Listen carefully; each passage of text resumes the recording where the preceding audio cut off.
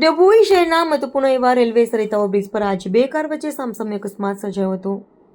આ ઘટનામાં સદભાગ્યે કોઈ મોટી જાનહાની થઈ ન હતી, પરંતુ બે લોકોને સામાન્ય ઇજાઓ પહોંચી હતી। અકસ્માતને પગલે ઓવરબ્રિજ અને તેની આસપાસના માર્ગો પર વાહનોની લાંબી કતારો લાગી ગઈ હતી અને કલાકો સુધી ભારે ટ્રાફિક જામની સ્થિતિ સર્જાઈ હતી। એક તરફનો બ્રિજ બંધ હોવાથી અકસ્માત સર્જાયો। ડભોઈ રેલવે સરિતા બ્રિજ પર હાલમાં સમારકામનું કામ ચાલી રહ્યું હોવાથી એક તરફનો રસ્તો વાહન વ્યવહાર માટે બંધ કરવામાં આવ્યો છે, જેના કારણે બંને તરફનો વાહન વ્યવહાર માત્ર એક જ બ્રિજ પરથી ડાયવર્ટ કરવામાં આવ્યો છે। આજે એક જ બ્રિજ પરથી સામસામે આવી રહેલી બે ગાડીઓ એકબીજા સાથે તડાતા અકસ્માત બન્યો હતો। મુસાફરો અને સ્થાનિકો મુશ્કેલીમાં મુકાયા। અકસ્માતને કારણે ઓવરબ્રિજ પર વાહનો અટવાઈ પડ્યા હતા। ટ્રાફિક જામ એટલો વિકટ બની ગયો હતો કે મુસાફરો અને નિત્ય અવરજવર કરતા લોકોને ભારે હાલાકીનો સામનો કરવો પડ્યો હતો।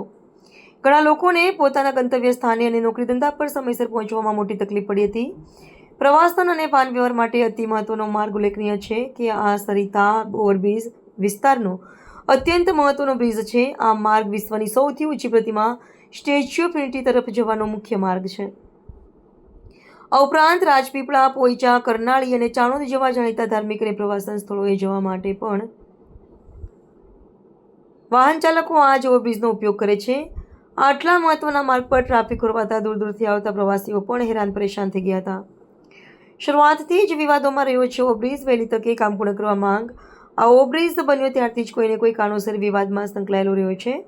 અવારનવાર સમારકામ અને ધીમી કામગીરીને કારણે લોકોને સતત હાલાકી ભોગવવી પડે છે। સ્થાનિક રહીશો અને વાહન ચાલકોની કડક માંગ છે કે તંત્ર દ્વારા બ્રિજનું સમારકામ વહેલી તકે પૂર્ણ કરવામાં આવે અને બંધ પડેલો બ્રિજ બીજો સત્વરે ચાલુ કરવામાં આવે, જેથી ભવિષ્યમાં આવા અકસ્માતો અને ટ્રાફિકની સમસ્યાથી નિવારણ મેળવી શકાય।